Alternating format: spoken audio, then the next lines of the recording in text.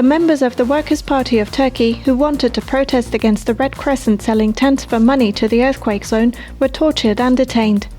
A large number of party members and volunteers who were loading the aid to be sent to the earthquake zone were also attacked by the police. The police attacked the press declaration of the Istanbul Labour and Democracy Forces platform on the earthquake. Members of the Labour Movement Party protesting against the Red Crescent were attacked by the police. Leftist party members who protested against the Red Crescent in Mersin were detained in house raids after the protest. Members and executives of community houses who were protesting in Ankara against the evacuation of the Solidarity area in Hatay Sevgi Park on the grounds that it had been allocated to the Afad were detained. The police intervened in the protest organized by the leftist party in Istanbul with the slogan "Government Resign." 77 people, including journalists following the protest, were detained. 2 journalists were arrested in Osmaniye due to their post about tents for earthquake victims being kept waiting. Dicle Fırat Journalists Association reported 14 attacks, 4 detainments, 5 cases of ill treatment, 19 obstructions and 6 investigations against journalists after the earthquake. 23 Derece publishing platform owner and journalist Gökhan Özbek was detained due to earthquake-related news. Lawyer Hüseyin Cimşit, who filed a criminal complaint against President Erdogan and other officials after the earthquake,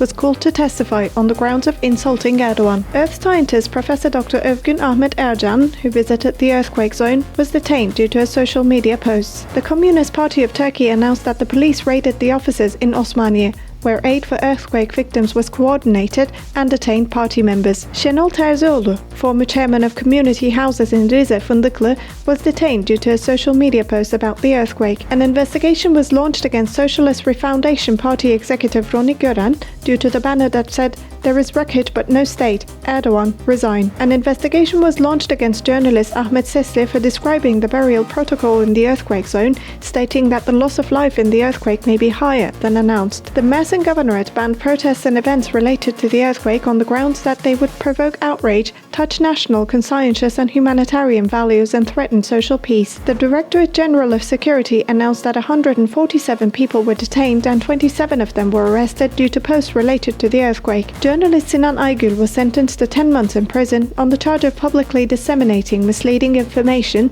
an offense added to the penal code by the disinformation law. Artist Yılmaz Çelik, who was arrested, tried and acquitted in 2019, was sentenced to 2 years and 1 month in prison in the retrial following the reversal decree of the appeal court. The lawsuit filed against 15 women who were beaten and detained during a protest against femicides started. The lawsuit filed against Avcılar Women's Platform members who were detained while distributing leaflets for November 25th was concluded with acquittal in the first hearing. A lawsuit was filed against Victory Party executives for insulting the president for a banner that read, "Where is the $180 million? You will pay for what you stole." Even though there was nothing on the banner that implied Erdogan, a lawsuit was filed against them for insulting the president.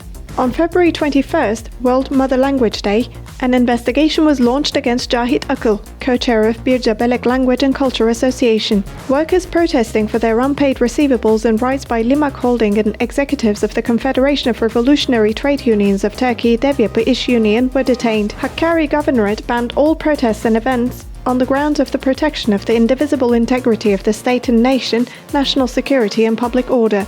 Access to the website of Etkin News Agency was blocked by the decision of Zonguldak Criminal Judicature of Peace.